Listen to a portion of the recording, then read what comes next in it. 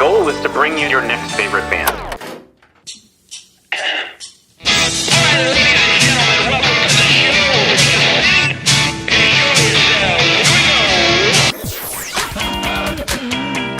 Sweet, that intro is my new favorite band. That's phenomenal. I'm so excited to be on. Yeah.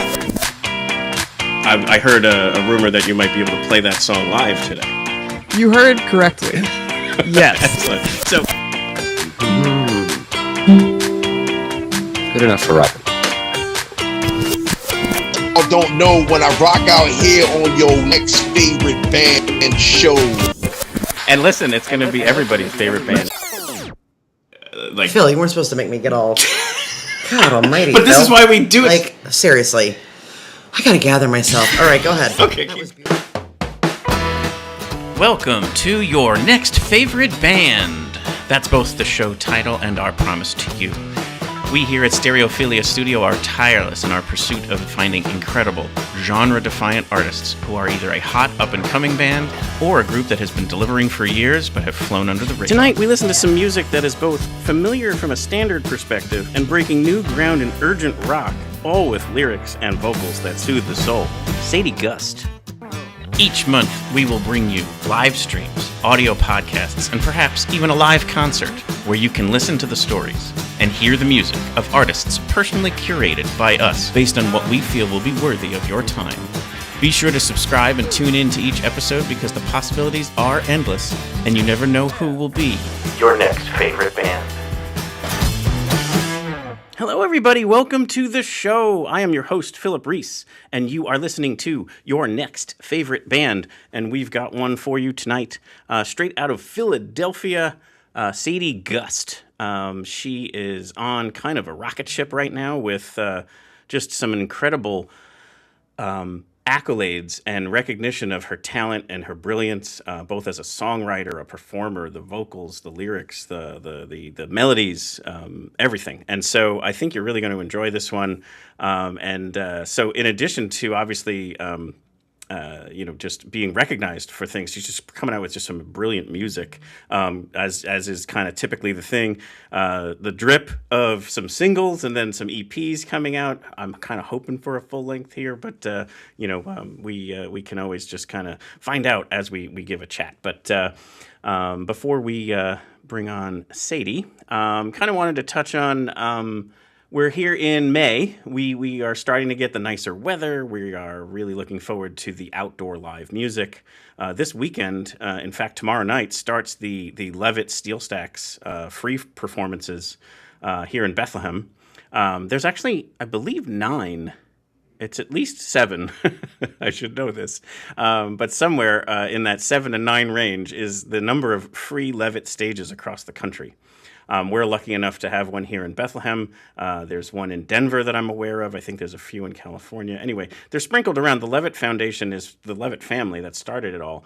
Was just this wonderful kind of commitment to bringing communities together through live music. And so there are these permanent stages across the country that also get funded each year with a budget to book bands, some of it being local, some of it being national. Sometimes people are booked to be a kind of a headliner, if you will, that they'll hit all of the stages, all of the Levitt stages throughout the summer. So look up the Levitt Foundation. If it's in, I've talked to people in Denver who don't even know it's there. And it's like, this is an incredible offering of just free music. So definitely check that out. And we also, speaking of drip marketing, we also got the first kind of like tease of Music Fest free stage bands. So no lineups, no dates, no really anything like that. They've announced the headliners, the 11 headliners, and those tickets are available. In fact, they're doing a really cool discount right now. So if you are interested in any of the Music Fest headliners and you haven't bought your tickets yet, it's probably time to maybe consider that. But the free stages, they put out a few, and I'm super pumped because I don't think this happened before. So we are basically a month away from our 4-year anniversary, birthday, whichever, the date that we started 4 years ago. We're getting close to that, and this may be the first time that on the lineup are people who we've had on the show that are playing Music Fest for the first time. And I think that's pretty cool. So one of the super pumped ones is John Ollier in the Reverie, who was on not even a month ago, is on the free stage lineup. And I believe he's preceded by Blair Crimmins and the Hookers. And if I'm right about that, that's some inside music fest right there. I think they're back to back, and that would be the largest don't miss. Like I can tell you right now, during the Music Fest Exordium, we pick what's our best day of the fest kind of recommendation, and whatever day that is, if that's the truth, because I believe it's going to be like a 7 o'clock Blair Crimmins, 9 o'clock John Ollier kind of thing, but whatever that is, we're going to want to be there, and with bells on. But the other two that got on there that have been on our show and hadn't played Music Fest before yet, Coil is out of L.A., and they were on in the fall.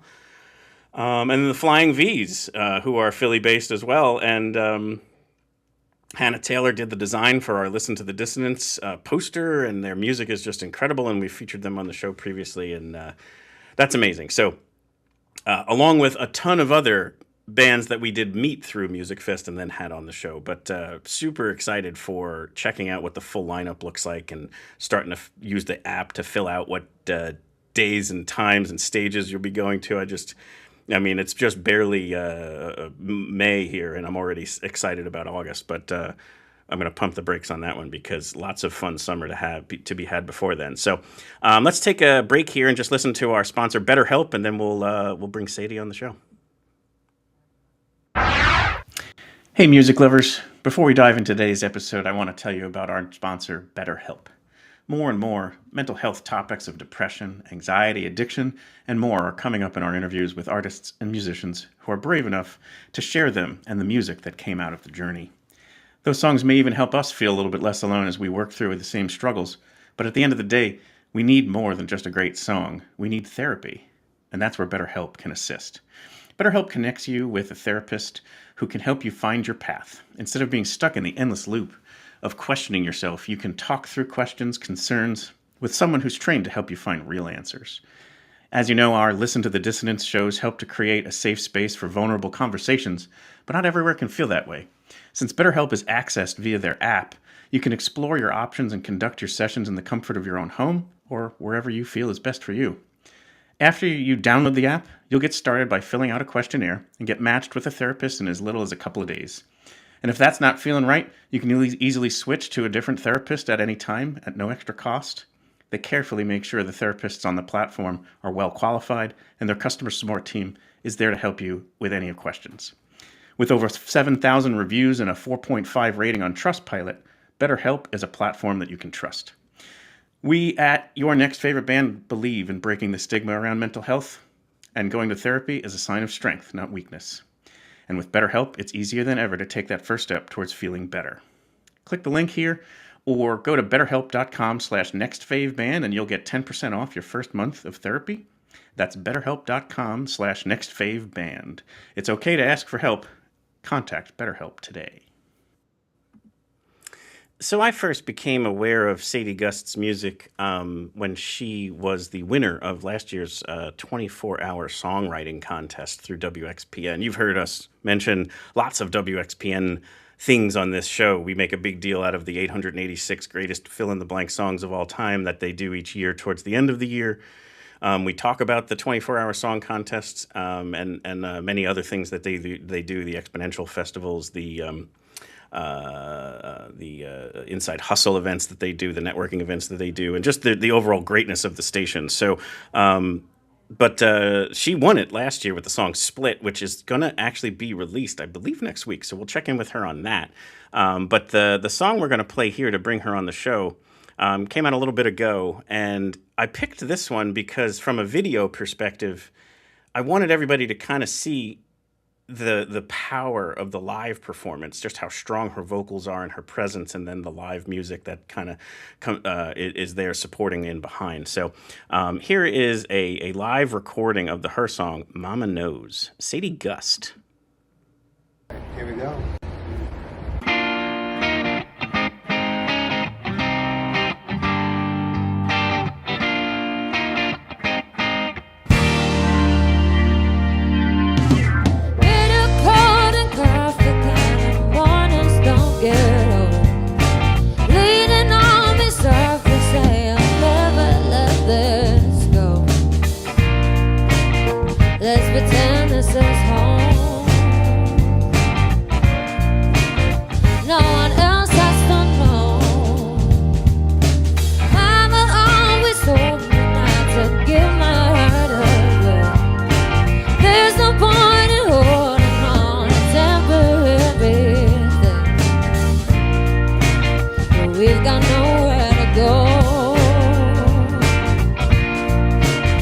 Let's pretend it's burning slow till I'm left here alone. Mama knows that I've been trying. Say you love me while you're lying. This bed in the morning I'll be crying. But tonight I'm gonna love you instead. When there's nothing Sadie Gust is a left to do. 25-year-old singer-songwriter hailing from Philadelphia, Pennsylvania. A unique mix of 70s soul rock with 90s indie, she's making a name for herself and her sound by juxtaposing, let's go with that, intricate melodies and carefully crafted lyrics with her rough, raspy tone and free spirit stage. With influences ranging from Fiona Apple to Radiohead to Pink Floyd, she strives to create a genre all her own, bringing an interesting vulnerability, perspective, and sonic to rock music. Let's bring this back up, and we'll bring her on the show.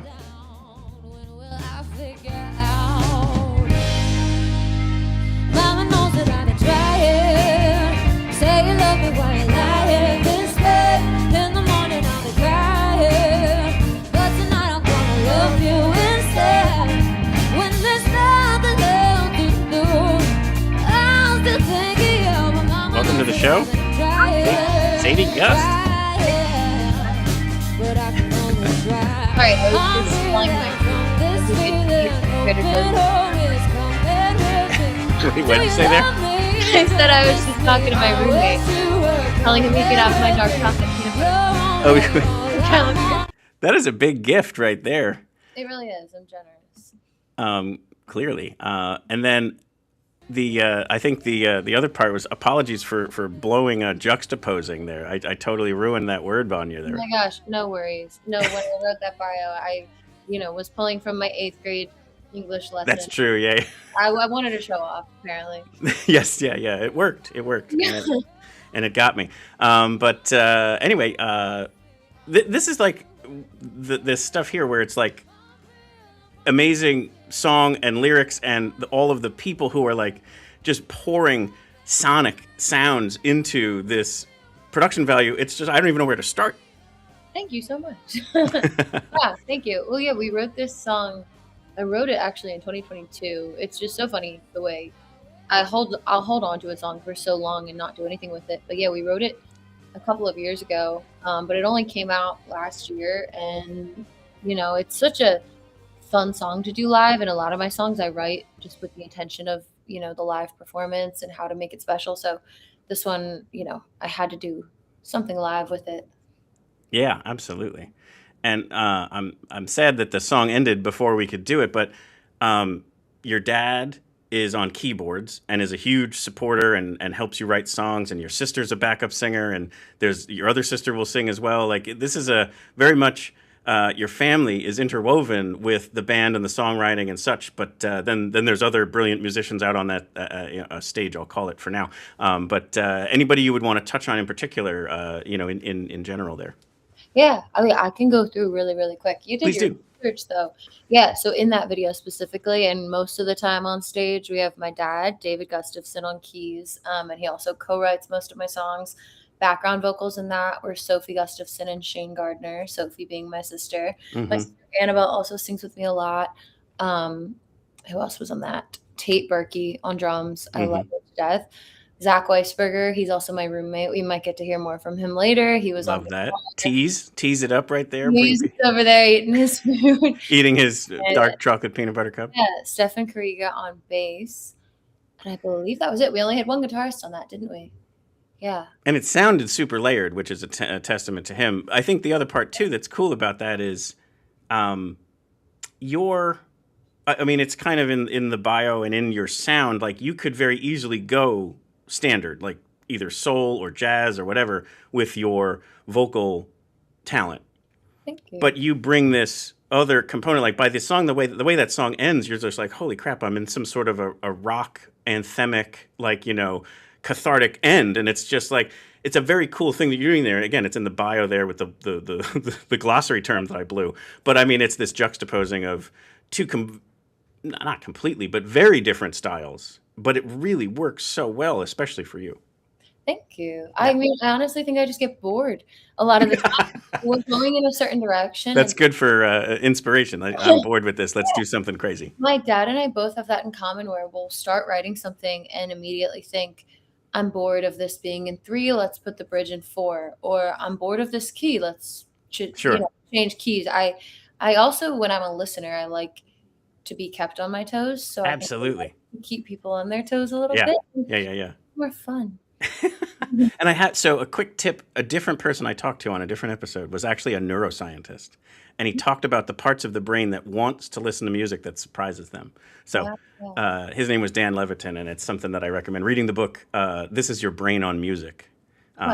And it's a super cool book, and I loved being able to talk to him way out of my depth, but it was just cool to kind of talk about these different things. But that's the same way I am, is I want a song to kind of trick me into, I think I know where you're going, and then it goes somewhere else in a very cool way. And again, that's probably why I like your music so much, because you're kind of wired the same way.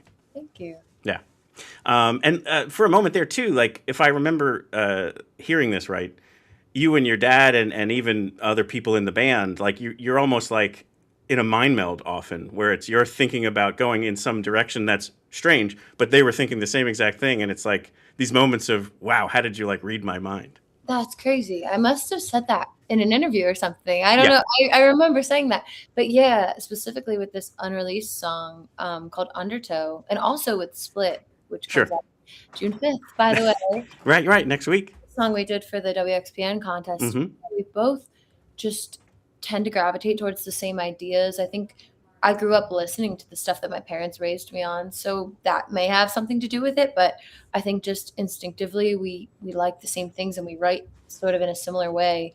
So we see things going in a similar direction. And it's funny the way things will just align sometimes. And that's got to be so affirming, where you're just like, okay, I thought this might have been either strange or, not according to the rules of songwriting, but yet this other songwriter I trust is thinking the same exact thing, and that's got to be very cool. Oh, fully. I tend to doubt myself too, so it's nice. Especially I look up to him so much. I mean, I'm a musician. If you're just listening and not watching, I'm putting that in quotes because I write by ear. I very much write by feel, stuff like that. Where my dad is a very trained, knowledgeable musician, and I'm kind of a vibes musician. And so, it's cool to get confirmation that my ideas aren't ridiculous. And even if they are, you're in a kind of no fear of failure mode of like, well, let's just try it. Yeah. Oh, definitely. Yeah. I love that kind of stuff. So let's stay this. One thing we always love to do is go back in a musician's backstory. But I think it's probably important to spend a little bit of time on your father because, like you mentioned, he's like a piano, well-trained musician. So that was in your childhood because of who he was, before having you. Oh, definitely. Yeah. So I grew up surrounded by music. People say I was humming little tunes before I was actually saying real words. And I always just was enamored by it and I always gravitated towards it. There's an old video of my older sister. She's only a year older than me and she's probably 2 years old in the video. And she's yelling at me like, sing, Sage, sing it, Sage. So I always was highly encouraged to sing and I always just loved it. Yeah. I put it in my little bio write-up. I said a songstress from the moment she entered the world because I heard these things about, like, you even wrote a song about Winnie the Pooh at like 2 years old. That's crazy. You really did your research. I did indeed. I wish I had a recording of it. I have other videos, like home videos of me singing when I was a kid. Mm-hmm. But I don't know if I have that one, but I need to find it. Sure. That could be like one of those like hidden tracks somewhere if you can find it. Bonus track on That'd be so cool. But in more seriousness, like you wrote a more legitimate song still before you even reached the age of 10. I did. Yeah. I did. I wrote a few actually. I remember it was just always my way of dealing with things. And I always just used to have really big emotions. And as a kid, you don't always know how to deal with them.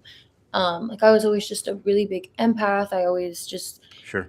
I would get upset and I would get really upset, or I would be excited and I would be really excited. But I always just had really like strong, heavy emotions.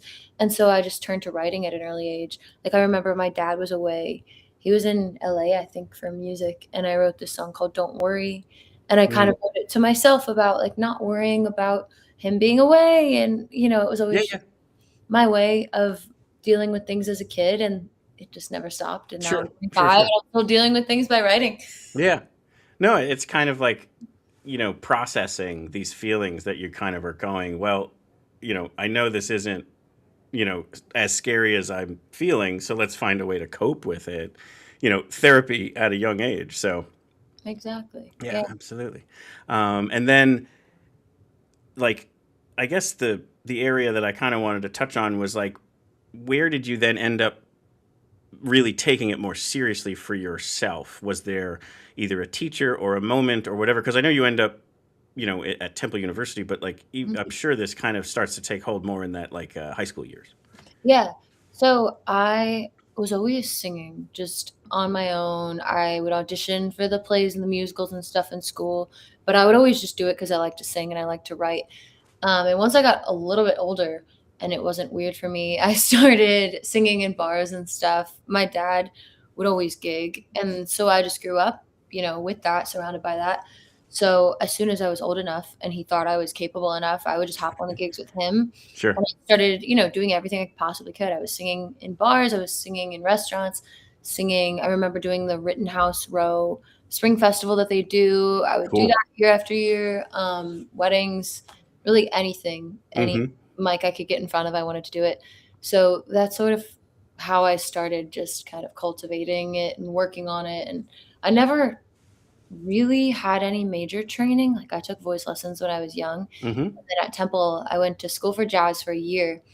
But I always credit all of my like training to just Sure. putting in my 10,000 hours. Like, gigging until 1 a.m. and then going to school the next day or whatever, Yeah. taking the final and then rushing to a gig. Like that is how I, grew up in my like late teens and early 20s. And I feel like that's how I found what works for me. I figured out how to do 4 gigs in a week and still have a voice at the end of the day. And then I started figuring out, what music I actually enjoyed singing and Sure. what direction I would want to go in with my Right. own. Because in those early years, I'm sure it's a lot of covers. Even though you're writing your own music, what gets paid is to be in a cover kind of situation. You got it. I'm still in that too. I mean, Yeah, I saw your recent post where you're like, maybe buy my music so I don't have to do these cover gigs anymore, which I thought was awesome. yeah. So I still do a ton of covers. I have people reach out about doing their weddings. I Sure. mean, I love it. It's it's fun. I Yeah. played a wedding the other day. It was just so fun. Like I always get annoyed when people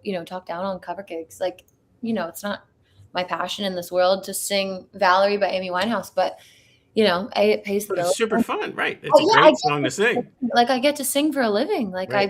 I pay for this apartment with my voice. I can't complain. No. No, I totally get that.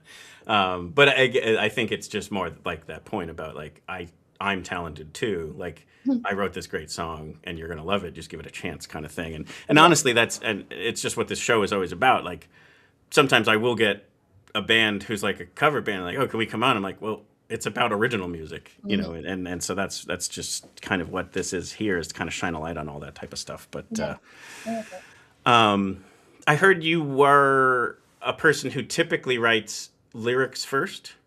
Is that still true, or is that changing?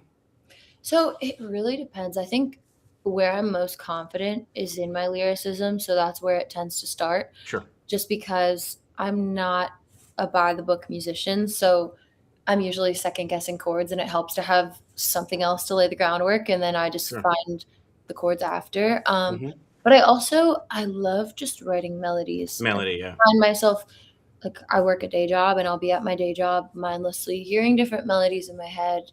But yeah, usually lyrics first. That's the one thing, like out of the three aspects of music, like that's the one thing I do every day. I write lyrics every single day. Yeah. I might not write chords or melodies every single day, but Yeah. Oh, this was something I meant to ask. It kind of ties to this, but it's a little bit of a jump back to being a younger child, where you thought everybody else also like had that going on in their head. Like you're like, oh wait, you don't all have songs and lyrics and melodies coming up all the time. exactly. Yeah, and so Yeah. I guess that hasn't turned off. Like it's still kind of that way. No, I had someone ask me, I forget if it was about my writing or why I do music or something like that. I was like, I never really chose to do it. I never decided, hey, I want to write. It was just like these things like flies are buzzing around my head. And I'm Right. like, they're here no matter what. So I guess that's what I'm doing. Like, maybe I should not just swat at them. Like it was just something that was always around me and Sure. always in my head. So might as well make something of it. And then I decided I liked it too. Yes, yeah, and so did other people. So then there you go. Yeah, and so the lyrics thing though I found interesting is in addition to being lyrics first, which I always find fascinating because it's not the way I'm not a musician, but I think I always I expect songs to be song written and then almost inspired to write lyrics based on the feel. Mm-hmm. And so whenever I hear the other way, I'm like, oh wow, that's really fascinating. So I do like to talk about it. But the other thing I thought was interesting is I heard you say you try and almost always not edit what you wrote the first time. Mm-hmm. And I think that's a really cool thing because in a world right now where everything is like, let me take 47 pictures and pick the best one and put a filter on it to make sure I look pretty and all these other different things, you're trying to embrace a rawness of the lyrics. And also we'll get into this will pivot into the rest of that conversation. But like, it's just fascinating that as a artist, before there's even music, you're writing, the foundation of this song from a lyrics perspective. And you're going to be committed to what inspired you from an emotional perspective to put those words down. And you want to stick with it. Obviously, you're not going to be so beholden to that you won't make an edit to fit, the rhyming scheme or the way that the words want to kind of flow with the music. But I guess I wanted you to speak to that because I find that to be really admirable in a moment in time in the human race, especially as a younger professional where it's like perfection is pursued or expected from people. It's like you're saying, no. Whatever that first feeling was, those first words were, we're going to try and stick with those if we absolutely can. Yeah. Yeah, I love the context that you put that in because honestly, I'm just the world's biggest first thought, best thought advocate. Even just in school when I was writing, I always thought what came to my mind first, it's instinctive. It's first for a reason. And maybe that's not actually the best, but it's always what I thought. And I also think because when I listen to music and when I relate to music, I love the emotional aspect of it. Totally. And so to me, if I'm editing something, you can't edit your emotions. You can't edit the scenario, about which you're writing about. Yeah. Said about twice, but you can't, you can't edit the scenario or the. I repeat myself so much. It's funny. Yeah. So it just felt like editing lyrics would be trying to almost reframe a scene or paint it in a different light. Sure. I've never been the type of writer that could write about things that haven't happened to me or write. I understand. I have friends who like to, let's paint a picture, about a guy at a bar whose wife, creating a scene, and they like to write these fantasy fictional things where my writing was just like flies buzzing around my head, just about my own life.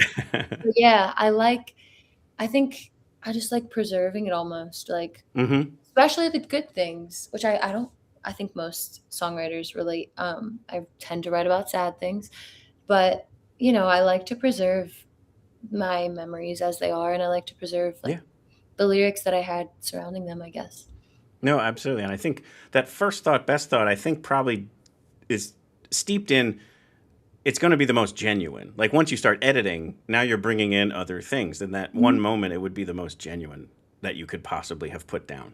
So I think that's probably what you're trying to stay true to is I don't want to edit this and move away from the genuine feeling that got me there. Yeah, exactly. Yeah. So I thought that's very cool. And then I want to move into this section that I was just like, man, how am I going to transition into this?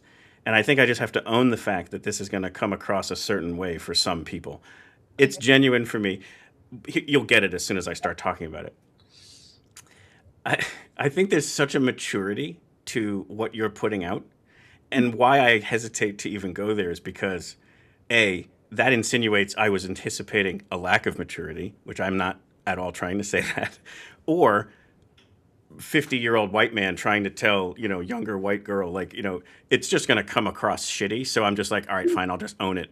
And we'll try and get to the core of this, the fact that you have a maturity about not only your music, which is on full display, but also the way you're carrying yourself, the way I even heard you talk about certain things, because you were talking about things the way that you kind of approach the perceived popularity of your music. And by that, I mean through how many likes or shares or follows or, pre-saves or whatever, that you have a very level approach to that where you're just like, I'm going to be grateful for what I'm getting. And I think that's hard for anyone to do at any age, but to do it at 25 is admirable. Like, again, it's like there's something to this where there's just wisdom. Let's use that word. It's better than maturity because it's not as, you know, it's not as stigmatized. But I just more mean like it's a very cool way that you're approaching this. And I think if other people could listen to that and kind of try and be more that way, because you also said something about looks. Like I thought this was so brilliant. You said make your physical appearance the least interesting thing about you.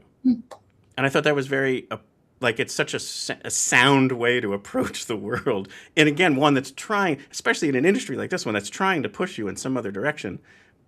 It's just got to be hard to stay true to these things, but you're doing it. And so I applaud you for that.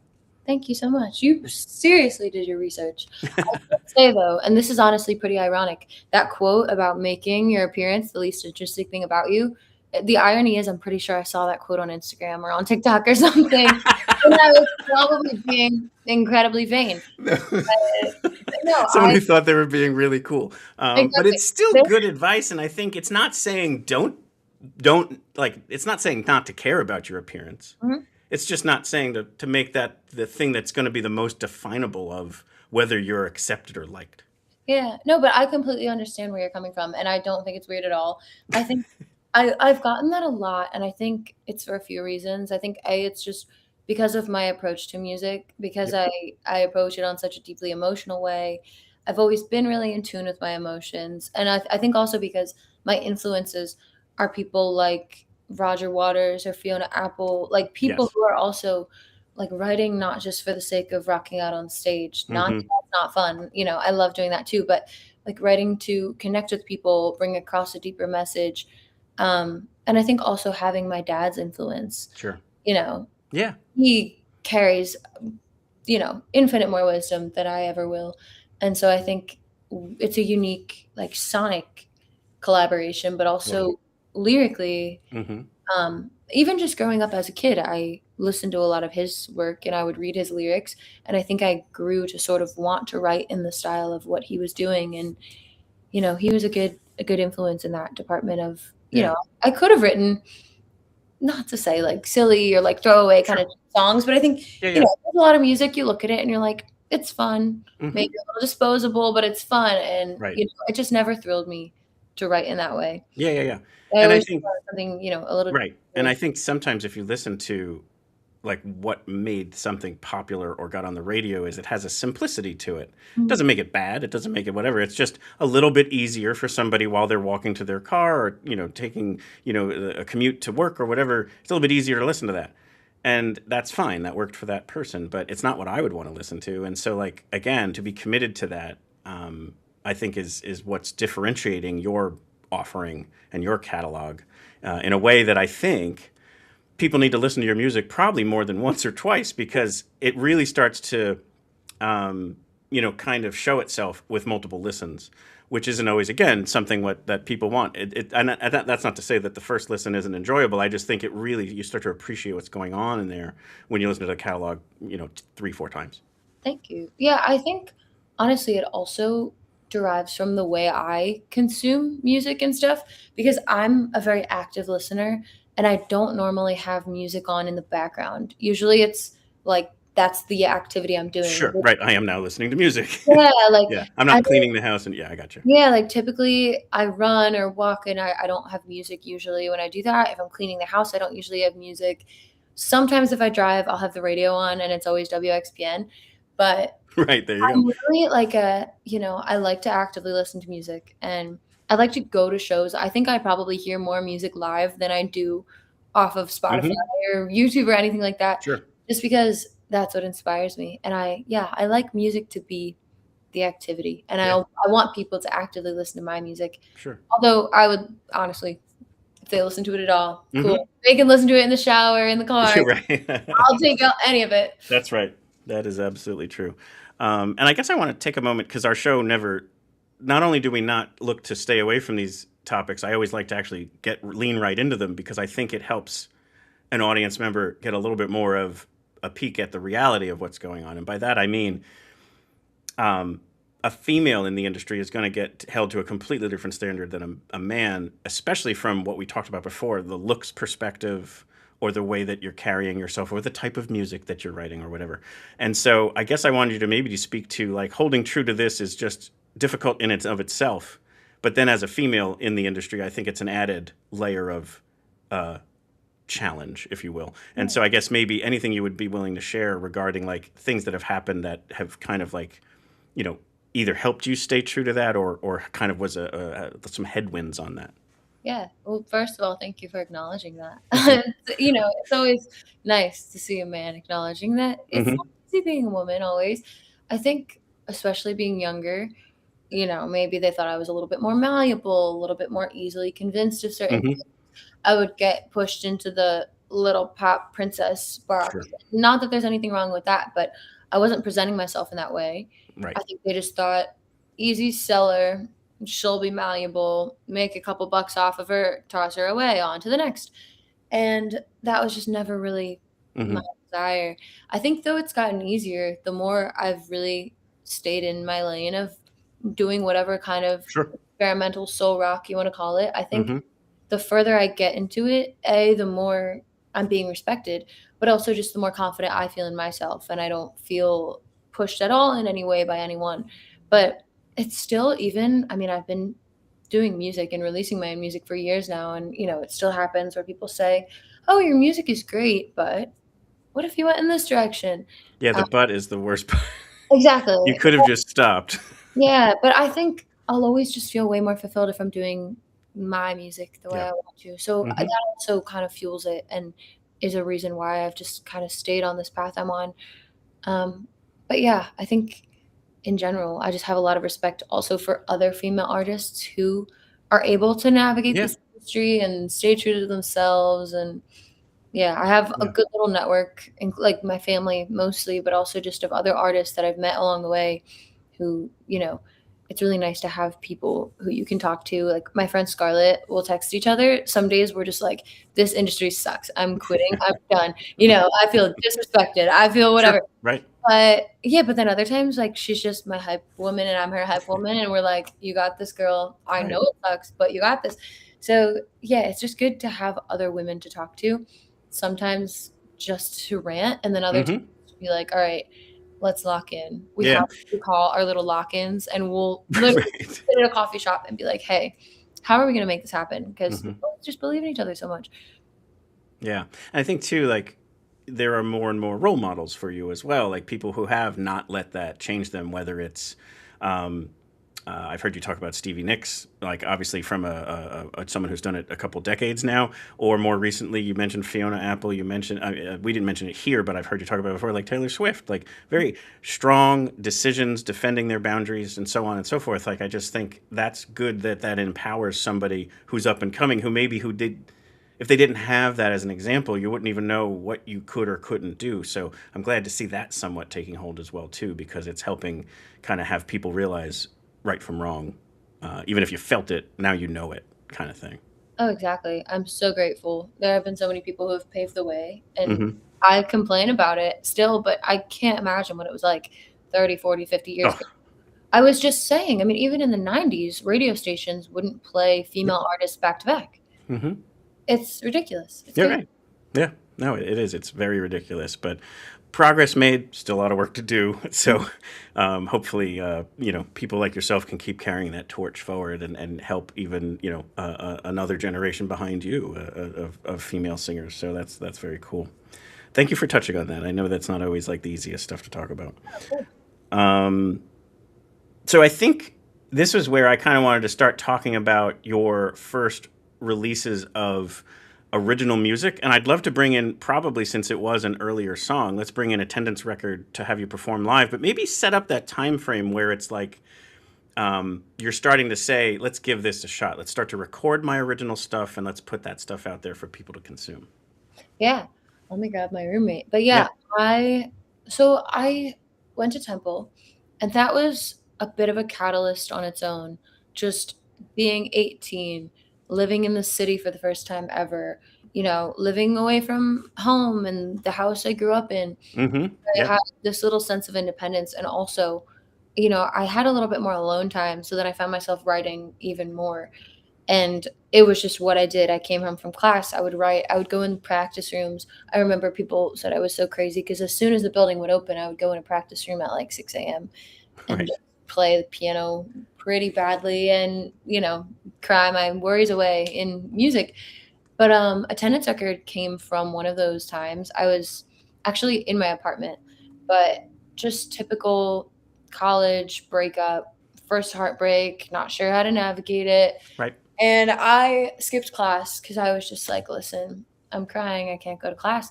And it became the first Obviously not. time. Yeah, I was just like, I can't do this. Unfortunately, it was my jazz ensemble, which I loved, but I didn't go. And that became the first line of attendance record. Mm-hmm. Nothing profound. It's just, I was like, this is what's happening, so I'm going to write it. And that song all kind of came together as one. At least the verses did.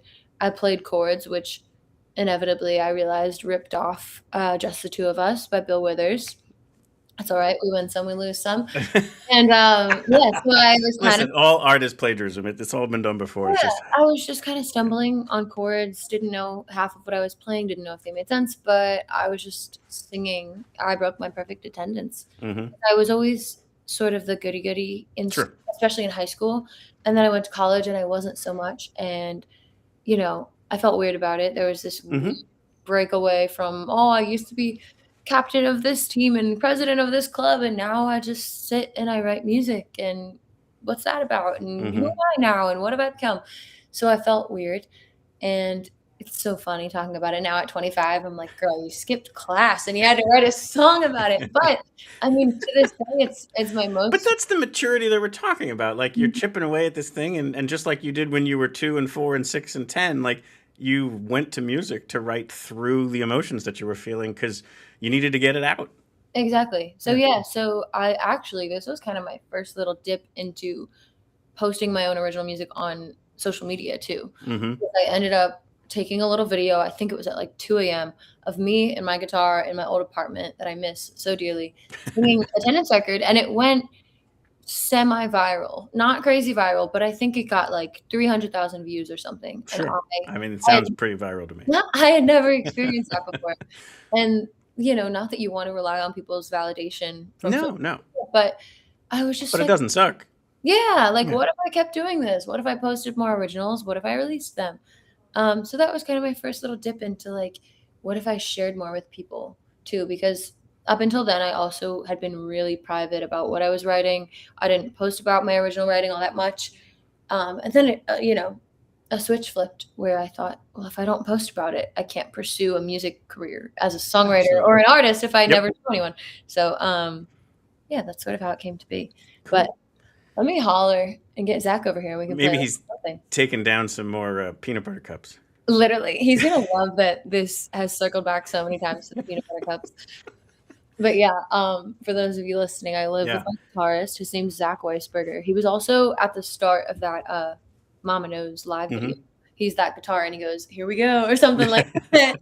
And I yelled across. I was like, "They're playing your video." There you go. That's awesome. So ladies and gentlemen, without further ado, Mr. Zach Weisberger. Wonderful. So I'm going to give a bigger screen to you all. I'm going to come off there, and then if you want to kind of set this up anymore, but you've done a beautiful job already. But let's take a listen to Attendance Record by Sadie Gust. Thank you. Yeah, well, Zach tunes his guitar. I'll give a little preface. Yeah, do it. You've heard what the song is about, but I released this song in June of 2023. It was actually my first proper release. I had some, releases that released, kind of got buried, got taken down, but I kind of had a blank canvas, and I wanted to, start fresh when it came to my releases, and it ended up really doing well in a way I didn't expect. We also shot a music video in Brooklyn that same month, which was my first time shooting a music video ever.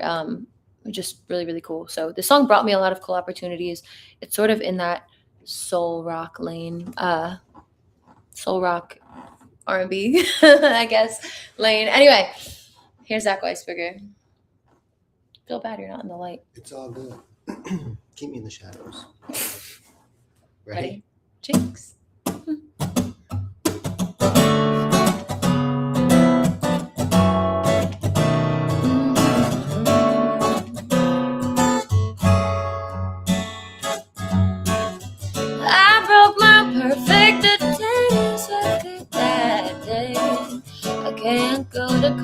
with tears in my eyes. And I broke the bank, spending too much damn time on you. I'll take out a loan and I'll get by.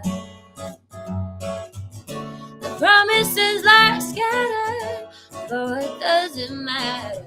No one thought you'd keep them anyway. Like glass, my past, how it nearly shattered, cleaning up the shards day by day. I know you know better than to keep twisting the knife, 'cause I've already bled enough. You've already said enough.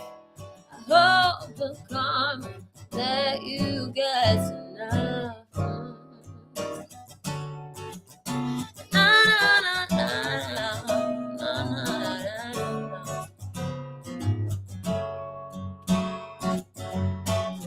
I lie my head down on teasing pillowcases while you lie with her on the dirty sheets. And I lie awake thinking about the times you let me down. Thought I could trust you not to hurt me, but I know you know better than to keep twisting the knife, 'cause I've already bled enough. You've already said enough. I hope, mama, that you get enough. But all things must pass, and we were meant to last. Oh, and we can't rewind, so I'll start in a new record, baby. I'll be fine.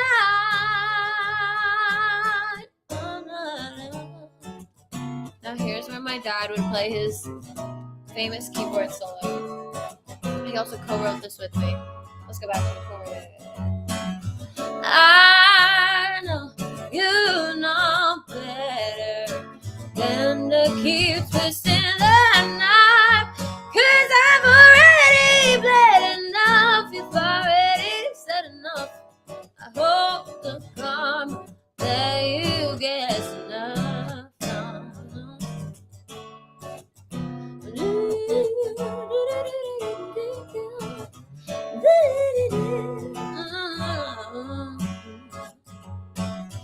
I'm starting my new attendance record today. I'm gonna cast no tears in my eyes. Ooh, Zach Weisberger, ladies and gentlemen. That's attendance record. Thank you both. Thank you, Zach. Sure. Sure. I'm gonna frame as soon as possible. That's right. I got more peanut butter cups to eat. Mm-hmm. We should have a tracker. I wish on the bottom we had like a little tally of how many. That would be good, yes. At least 4 or 5. Yeah, I wish I could give you one across the screen, but you know what I'm gonna do as soon as we're done this interview is go have a peanut butter cup or 2 myself. That's right, you should do, especially since my last name is Reese, so it just fits. Oh my gosh. Perfect. Sponsor us. Sponsor us. There you go. Yeah, sponsors for both of us, yes. Yeah, so I guess the other kind of song I wanted to talk about before bringing on some other ones too is let's go back to the song that won the XPN contest, because that's also coming out next week, so I kind of wanted to promote that too. But just how it's a very interesting song, and then it wins, which also puts you on the Exponential Festival. Like, that moment it's actually out there. Like, if people want to go watch you get told you won the contest, you somewhat get obviously dumbstruck as one would. No way. Yeah. I like it. But yeah, I mean, talk about that moment. And again, the affirmation of just sticking to what you wanted your sound to be, and then being recognized by something like that, which is so amazing. And again, to someone who, I think this is also something to speak to, is you often don't force the songwriting, like you let it come to you. So then to have the constriction of 24 hours to write a song, like, how did that feel? I love that you knew that. Yeah, I was a little bit nervous. I was really excited, but I was nervous because I'm a quality over quantity. I can't write a song every day, and I Sure. don't always feel inclined to finish a song all the time, especially with a time restraint. But I also think I love adrenaline. I've always been a game time girly. Yep. You know, in practice, I was As we were pulling things together like 2 minutes oh, before we're ready to exactly. go. And like, I knew that you were kind of the same vibe as me because I was like, she's not sweating this at all. yeah, I think I've always been a game time kind Right. of girl. So having something like that, especially where I worked the next day. So part of the 24 hours was into the next day. Sure. I had to be at work then. My dad worked that night. So I think we had like 5 hours to actually pull it Oh all my off. gosh. And we both were like, let's do it. If we come up with something at all, if anything, it'll be the start of an idea that we finish later on, you know, if we can't submit it or we can't get it, you know, where we want it. But it was a fun day. I think things were just flowing. If it had been any other day, maybe it wouldn't have been like that. But when we got the word belong, Mhm. obviously my dark, twisted little mind was like, let's make this an evil, you know, horror Mhm. movie kind of outro cinematic Silver Springs Stevie Nicks type thing about possession. You know, I'm not the type to think of, oh, let's write a cute love song about Right, yeah. Let's bring everyone together. We all belong here. yeah, luckily my dad is the same way. And Mhm. even as we're writing it, I'm thinking there's no way they're going to pick a song that's sick and twisted. They're going to pick a nice, happy, Sure. accepting, That loving. must have been what they were going for. Right. Right. And I thought, or even, you know, if someone did some sort of double entendre with be long, like it Mhm. won't be long until I see you, something like that. Mhm. And I was thinking, like, I love this song. I love where it's going. Mhm. Well, it's not gonna win. Like, and you know, I was confident in the song though, and I felt really, really good about the song. And as things progressed, I forget what the order was. We found out maybe the top 12 Sure. Right. a couple weeks later or Yeah, something. like what has made the cut kind of thing. Yeah, and I was at a cover gig. Speaking of cover gigs, Yeah. with Zach. Speaking of Zach, Mhm. no peanut butter cups this time, but we were at a cover gig Okay. together, and I got an email saying you made the top 12. Called my dad. I was just like, I had this really good feeling. I don't know why. Mhm. I mean, good obviously because wow, I'm being Sure. like validated, but also I was just like, wait, if we made the top 12, that means they didn't hate our song about being possessive and crazy. So maybe we have a shot at winning this. Right. Right. And then maybe a week or two later, sneaky Mike V from Right. WSPN emails me and says, hey, you're a finalist. You're in the top 4. Can you come down, you know, to the city for an interview? We want to interview all 4 finalists. So I thought, cool, I'm a finalist. And Mhm. then they bring me in, and they, as you can see, that was a genuine surprise. There was genuine. Right. Oh, totally. My mom was behind the camera crying. My dad was like, he was frozen. I love looking at his face in that video. It actually like tear up looking at both of them. But yeah, I had 0 words because I thought, wow, it's cool that I'm a finalist. They're probably gonna pick a happy light song. Yeah. You know, but it's cool. I felt really cool about it. But yeah, I cannot express how much I love XPN. I was, you know, going to their events, their Sure. networking events. I would always listen to their station. And Yep. the year before, I wanted to enter the contest, but I had a gig and a shift at work that day or something. So there was Right. no way I could get out of it. Like I didn't have the 24 hours to do it. But even still, with the time restraint, I was just like, I'm gonna come out with something. I'm gonna submit something for this. And yeah, I cannot, as you can see, I could go on about this. for Sure. so No, I'm glad that you did. last spring was just like peak of my career. It was really just cool and validating, like seeing how many people liked my weird song, especially because we've been going from the stuff you heard, attendance record, into this more experimental indie cinematic rock type genre. Right. I was a little apprehensive. I like it, but are the masses going to like it? And is this going to get support in the way that something like attendance record did? And so it was just so cool and validating. And then I talk about Exponential, the actual day of the festival. That was like one of my favorite days of my entire life. It was my first As it should festival. be. Yeah. That's right. I was almost going to come on and say, have you been to a festival yet? Because I knew you hadn't been to one, but obviously you had because you played Exponential. So yeah, that was Exponential was the only, it's my only festival. That was my first festival, and I was playing it. So We got to get you to Music Fest. I mean, it's behind me. It's actually in the background of our interview right now. Like, it's something that is just so amazing. So I would love that. Yeah, yeah, I mean, not that I didn't already have the bug, but I caught the bug on that day. It was just like sure. I was so present. I tell people, like, sometimes when I'm performing, I'm caught up in, what the lights feel like, or if I'm sweating, Hmm. or if my dress is falling down and I'm pulling it up, or Right. I think also because it was outside. Yep. My set was so early in the day. I was getting discouraged. Like, what if people don't show up? What if people are coming, for Courtney Barnett and not for me, or for Soccer Mommy and not for me? What if people don't want to get there early? And my mom was texting me and was like, the lines outside are crazy. You're going to have a good crowd. And people were singing the words. People were coming up to me after and talking to me. And it was just one of my favorite days of my whole entire career. It was so Absolutely. That is so cool. So I think this is a perfect point then to juxtapose, now that I know how to say the word. Let's talk about Undertow, because it's the opposite end of that feeling. Because if I understand it right, it came out of a night that you were ready to quit. Mm-hmm. Yeah. Wait, Undertow, that's crazy. So wait, how have you heard about Undertow? Well, you've talked about it. It's just part Okay. of my research, but it's one of those things where yes, it's an unreleased track, and I can't wait to hear it because I haven't yet. But like, I heard you talk about it where it was just like you were just simply ready to just say this isn't. I can't do it anymore, and yet this song came out of that, and watching it become a piece of art just had you basically go all back in again. Yeah, Undertow, I always say she is my baby. I haven't released her yet, but I have teased her, and if you scroll back enough, you can find it. But I wrote it at probably 3 or 4 a.m., the wee hours of the morning. Hmm. I could not sleep to save my life. If this was fall of 2022, anyone who knew me in the fall of 2022, A, I apologize, but B, they know. First of all, sorry, but Yeah. secondly, First of all, sorry if you knew me in like November, December of 2022, but I was at a place in my life where I was pretty lost, just did not have good habits, and I was kind of at rock bottom in terms of my relationship, in terms of my relationship with myself, my relationship with music.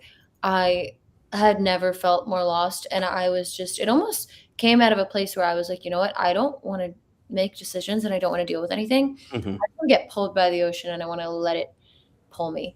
yeah, And so it came from a place where I was kind of just going to give up. And, I wanted, like, the whole song, it's, I can tell you the chorus. It goes, I relinquish all control. I'll forever go with your flow. All you want, it's all I know. Pull me back with your undertow. Basically just hmm, be this brainless little thing. And I'll just, right, as you a said, vessel of sorts. But yeah. the music came in and was like, no, we can't lose you. Here's this Mhm. beautiful song. Put this down and go record this thing. Yeah, and I hate to romanticize rock bottom, but I do unfortunately believe that the things I'm most proudest of come from that. I think just because I'm an emotional writer and I turn to writing when I'm super Sure. emotional. But yeah, I mean the core of that song is just the fact that it's easier to just let the tide take you than it is to fight it. And it is kind of funny though. And I wrote this whole song about, oh, I'm just gonna let the tide take me where it takes me. I'm not gonna keep pushing. I'm not gonna keep working. Meanwhile, writing that song was me fighting against it Right. and pushing and continuing. So Right. it's cool. There's It some really, duality there, but yeah, that's part of the beauty of it. yeah. Yeah. Writing is a weird thing. But It, yeah, it certainly is. I Art in general is just that way, but yeah, that's why everyone is so moved by it. thank you. Well, yeah, Yeah. I'm so proud of that song. Once again, co-written with my dad. It was just my dad and I. And it was also one of those weird synced up moments where our brains were both thinking the most outrageous thoughts in terms of the structure of the song. It's in 3 or 6/8. Sure. Not a music genius, I forget. But it's like, it actually changes time signatures, and it also has 2 bridges. Two bridges. The chorus happens in 2 different time signatures at the beginning and the end. It's fun. But yeah, it has 2 bridges also because my producer wanted to hear a bridge in 3. So I improvised on the same lyrics, different chords, different melody, just kind of made up a new bridge on the spot. Hmm. I ended up really liking it. And so my producer, his name's Ed, by the way, Ed Graves. He has been so helpful. Shout out to Ed. Shout out to Ed.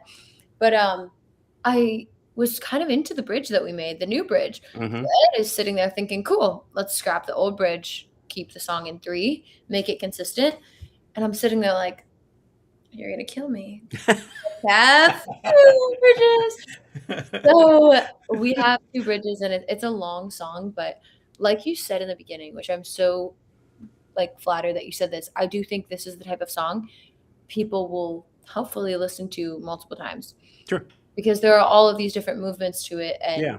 you know. And I heard you talk about this part too, because obviously I haven't heard it yet, but you said it's like a 5-minute song, but you really had it as 8 minutes. Like, why not just release it as the full length, longer version? Once it's past 3, who gives a shit? Like, do what you're gonna do. Like, the best songs that I've ever listened to are always these like opus, like brilliant pieces.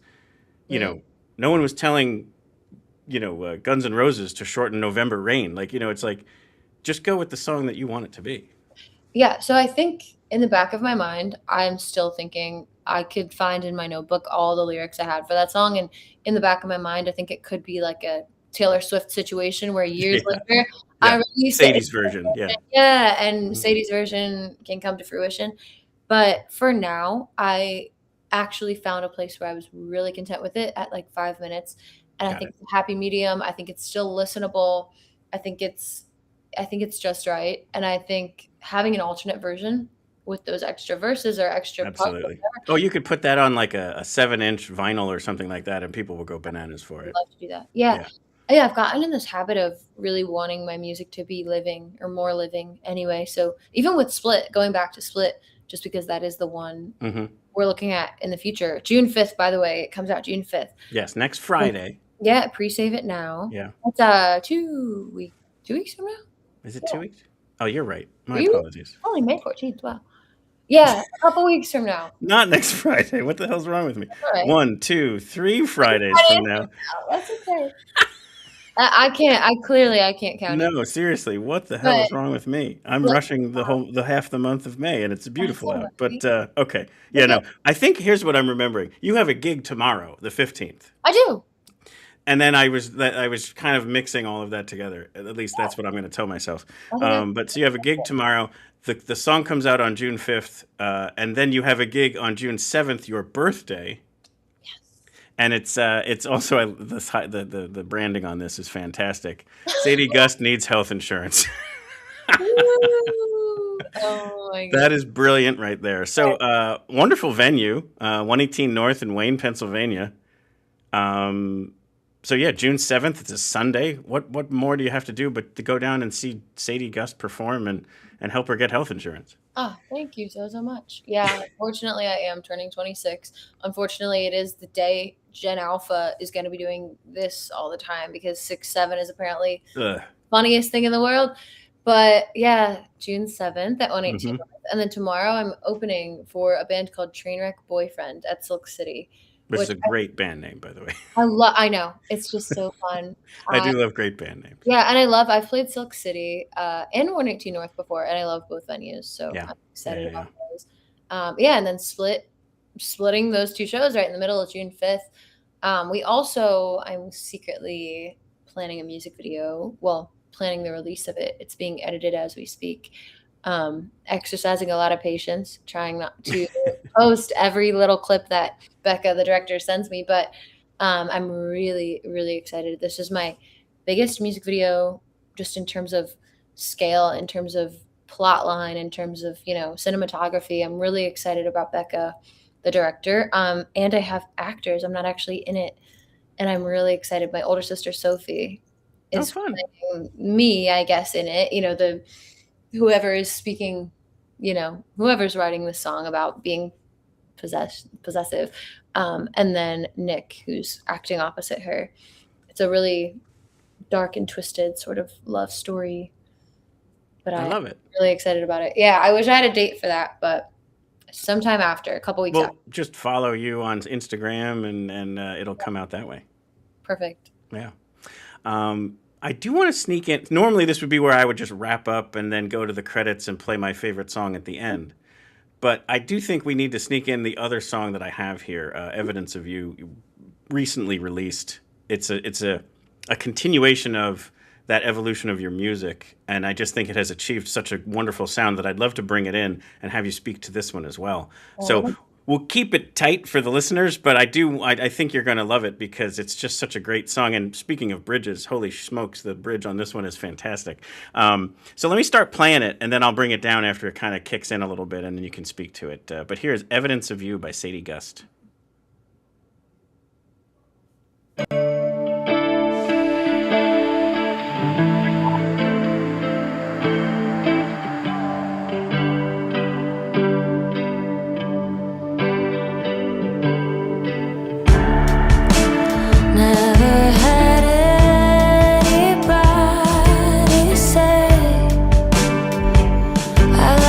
You've done with the place. Never had anybody stay, and I don't mind. What's mine is mine. Lonely comes with a cost, but I've learned to like the dust. When it settles, it's just right. Peace in my place, keeping strangers away. So don't ask, say the love. I'm not gonna take you if you're this person. Make space in my way. But I mean, like, to just listen to this speaks right to that stuff we've been talking about, where it's the strong vocals with this. I don't know. I don't want to call it emo rock, but it's like it is those two genres really kind of smashing together in a gorgeous way. I've never been called emo, and I think that's like that genre to me is just so cool and like just as a concept. So I'm gonna carry that with me forever. you're here like, oh, I don't know if I should call it that. No, emo rock. I will gladly slap that label on my music any day. Well, I mean, it's just that part of the thing, like where, I don't know, some people say shoegaze, whatever. Like, the point is, like, you can just see somebody just sleepily, brilliantly playing this song, someone strolling along, whether it's a dark, New York City street or a beach somewhere, kind of just trying to figure shit out. Mm-hmm. And this is what's going on in their head, and it's just awesome. Yeah. I love this song. Yeah. Not to, like, toot my own horn, but it is a bit of a stray from the other stuff that we've listened to, and especially with the airy vocal, and which is why I really wanted to bring it in. Yeah, like the tremolo on the vocal. It was more, I was really letting my producer kind of live out, the ideas that I had to play. And we got to a point where like we really understand what the other is looking for and what we make. So, I was just like, you have cool ideas? Throw the tremolo on the vocal, let's see, and I just fell in love. I really liked it. First time I heard it, it was jarring, but then I was like, it made me listen. Like, it was just like, wait, what is going on? And here's your brilliant bridge. Let's bring this up.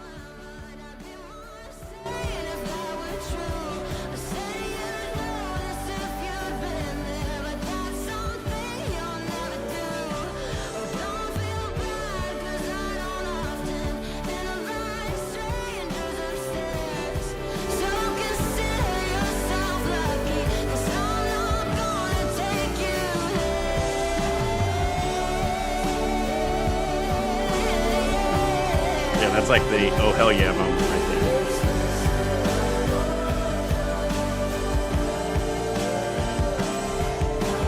there. So any story behind lyrics or production or anything there that you would want to share? Yeah, so I wrote this.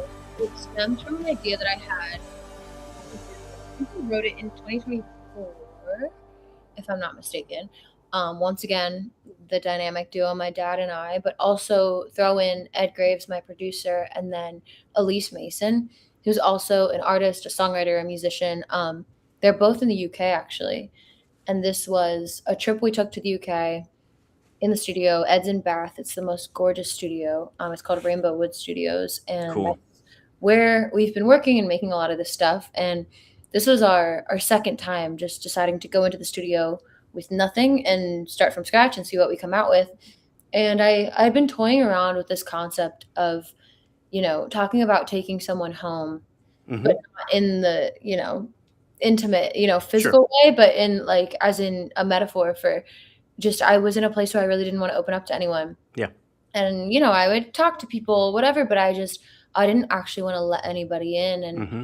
my head is my home, and I didn't want to let anybody in. So I think we just kind of took that metaphor and ran with it. And a lot of it, the bridge I actually already had written. And as soon as my dad started playing those chords, we were just rolling. And I was like, I have this whole bridge Yeah. written. The melody just flowed really nicely. Right. I didn't have to put any effort. I love when I don't have to put any effort into writing and I can just, sing and it just flows out. But yeah, it just came from a weird place where I was just meeting new people, not wanting to open up to them, and also not wanting any evidence. Like I was just, I don't want to let you in my head because I don't want to let you tamper with it. Affect things. Yeah. Yeah, like Yeah. it's like the same thing as, yeah, I don't want your clothes in my apartment, or I don't Mhm. want your toothbrush in my bathroom. Like I don't And- want your fingerprints in my brain. Yeah. Somewhat of the multiple listens. The first time I listened, it did kind of have that, and I like the more straightforward explanation of Mhm. this is a romantic encounter, and you've decided not to have whether it was a one night stand or Mhm. allowing that relationship to take the next level or whatever. But then I was listening to it and I was like, the brilliance of the songwriting, of the lyricism is like, people could take it in many different ways. You might be talking about the abuse that you felt and you're not letting that in, or you might be talking about a friendship that is toxic or whatever. Like just all these different things about like, wow, if you just an audience member can really find like a place of home in this song because it'll mean what they need it to mean to them. And you were allowed to put it out there in this way that just lets them interpret it for whatever it's kind of just going to be the art for them. Yeah, I love that so much. Honestly, yeah, even if people just take it at face value and think about, it's just about not wanting to go home with someone or not wanting to take someone back to your apartment. Like, I think it's cool just to hear how people interpret it. I also think the bridge, it's funny, at first because I think it's more of a typical indie pop rock song. And so some songs nowadays don't have bridges, and my I producer know. It's such a sad thing. My producer was There's like, no key changes anymore, and it had that. It's just yeah, Ed was like, I really like the Sonic. Does it even need a bridge? And I was like, no, it needs a bridge. And I have this one right here. Yeah, and that was also where all of the context was given Right. about the fact that I'm not talking about my apartment. I'm talking about what's in my brain. Right. Your true home, like not just this place Yeah. that you hang your stuff. Yeah, this song is also funny too because I've come to this like in this weird way of referencing my own lyrics, and I don't know if it's vain or if it's interesting, but I wrote something new a couple months ago, and I referenced this song, and I'm kind of curious if I end up finishing it, if I end up doing something with it, if people will make the connection. But I had this because basically, like I kind of came full circle and was like, oh, I'm ready to let people in again. I'm ready to open up Sure. to people again.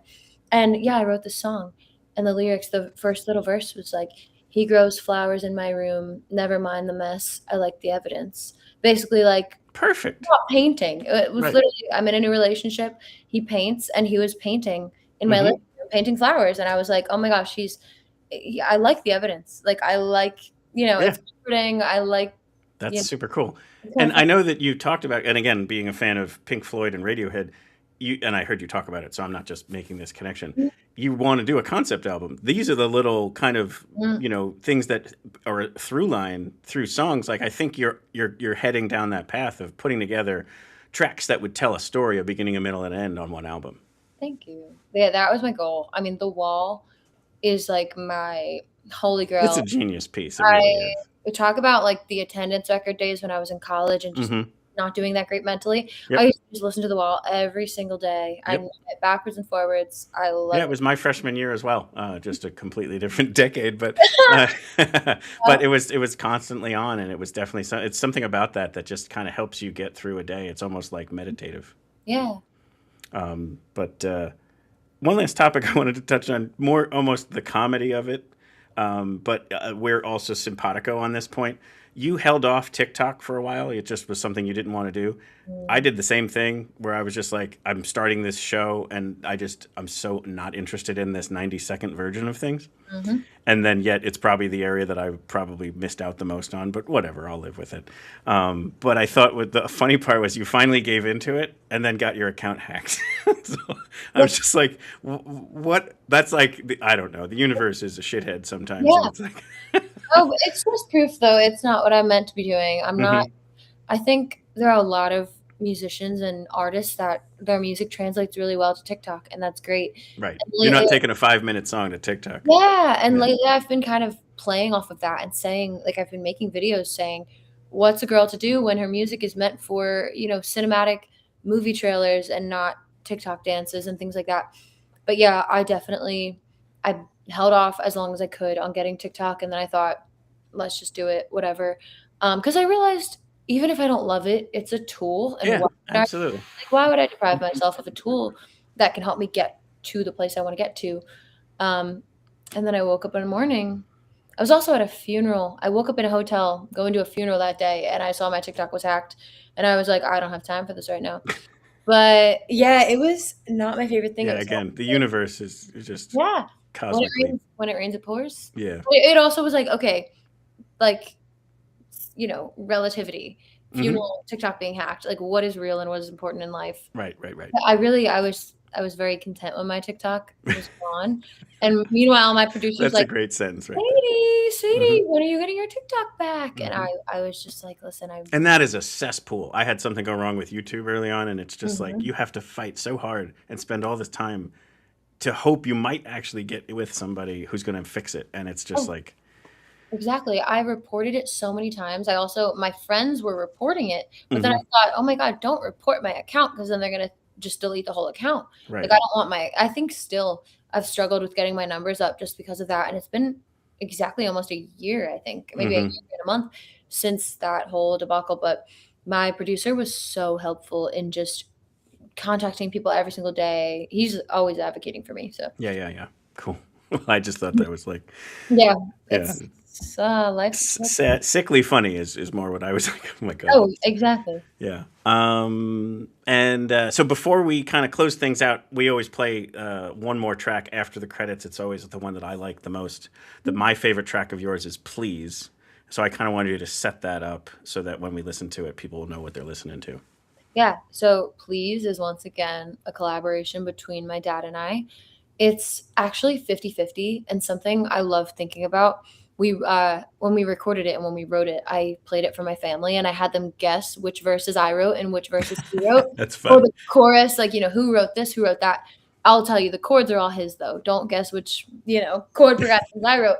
But melodically, it's pretty much a collaboration. And then lyrically, it's completely 50-50. Like I'll tell you, there are 6 sections. I wrote 3, he wrote 3. Nice. But yeah, I think it was kind of the catalyst of us figuring out this weird sort of evil, spooky soul indie rock emo thing. And I think it led us into a really cool direction. Yeah.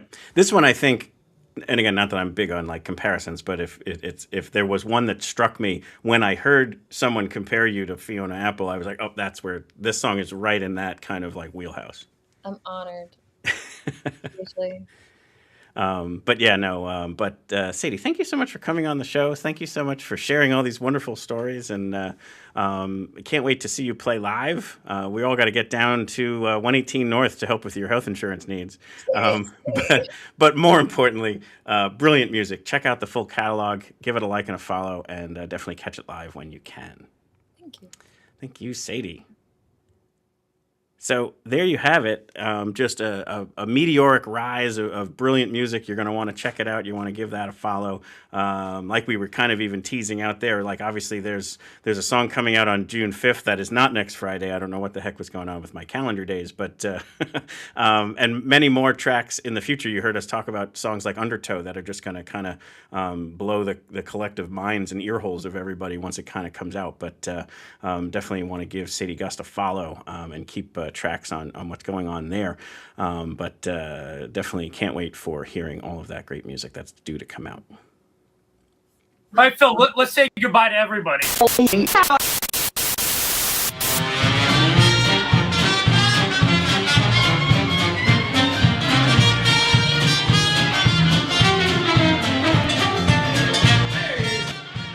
We hope you've enjoyed this episode of Your Next Favorite Band. We'd like to sincerely thank Sadie Gust and guitarist Zach for joining us tonight.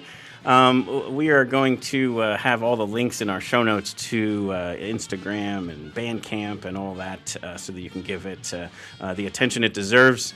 And really appreciate Sadie coming on the show and allowing us to kind of dive into the catalog, hear all the inspirational stories behind what kind of brought all of that to the recording studio. And then can't wait to see a live show. That's going to be just incredible. But definitely give that your attention. As always, our hope here is to bring you your next favorite band. If you tuned in tonight because you already knew Sadie, then thank you very much. We hope you like what you heard and what you saw, that you might give us a like and a subscribe and a follow so that we can give you your next favorite band in a coming week. Or your next favorite band might already be out there. nextfaveband.com and our YouTube channel at nextfaveband both have all of our prior interviews. There's now over 200 of them out there. And if you need any help kind of navigating that or a recommendation or anything like that, we love to help and curate that. So drop us a note either in the socials or by email. Tell us kind of who your typical genres are or who your favorite bands are right now, and we can give you one or two episodes to check out in hopes of finding you your next favorite band.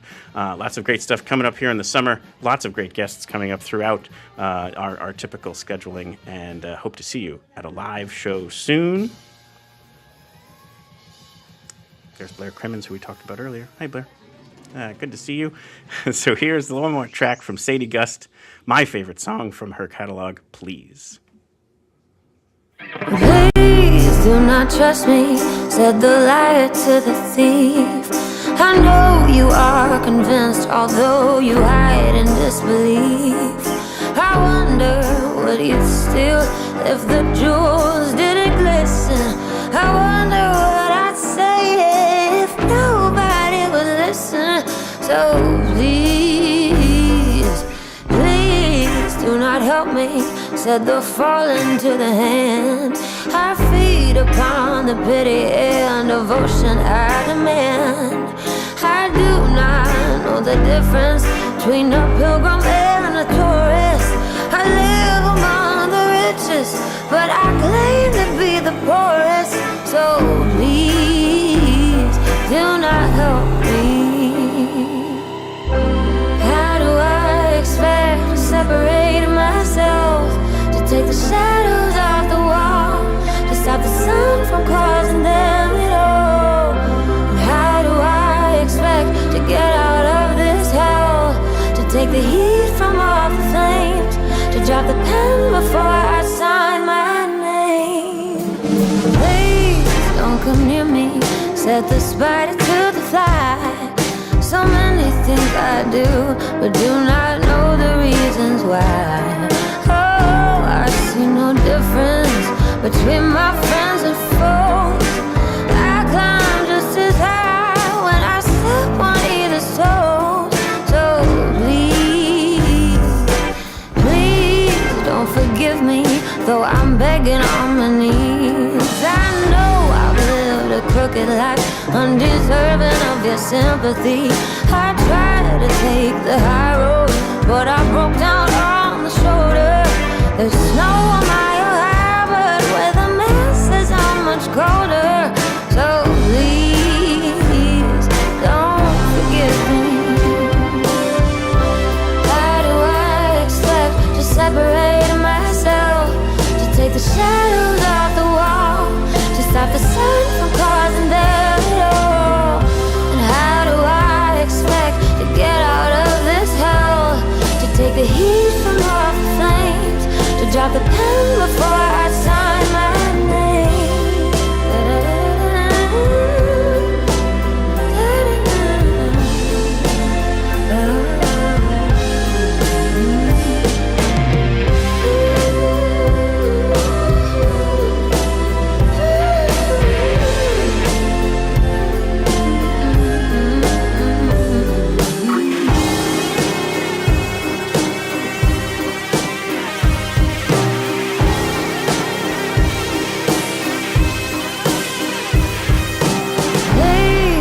Forget me, said the flower to the sun. You'll watch me grow, then watch me die before the day is done. I know you only see me for my super